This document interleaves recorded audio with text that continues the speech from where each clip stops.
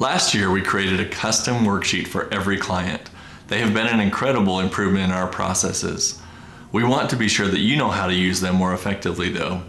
I have found that education is the key to tax savings. The first step will be knowing how to find your own Google Sheet. Your custom tax summary is part of the Google Cloud concept.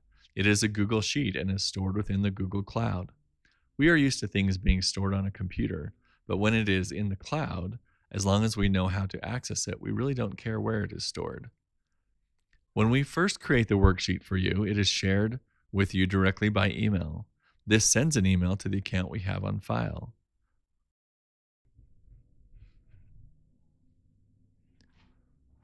Go ahead and open the email. Click on either the image or the open button. This will open the Google Sheet.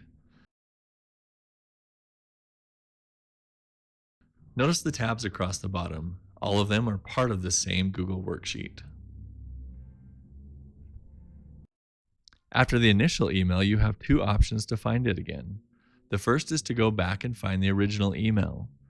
Log into whatever email account you use and search for tax summary. That will usually bring up the email. Most often, that tax summary has been shared from our myogdencpa@gmail.com account. The second option is to go directly into the Google Drive. Open any browser and go to drive.google.com. As long as you are logged into the same account where it is shared, you will see that file. If you have a lot of Google files, it may be further down.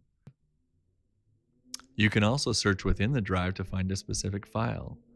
Often it is fast to go to the Shared with Me tab, and you can find it from there.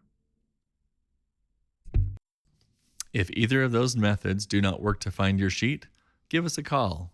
We can help you find it or send a link again so you can see it in your email. We hope this is helpful to find your sheet and look for other videos on how to more effectively use it.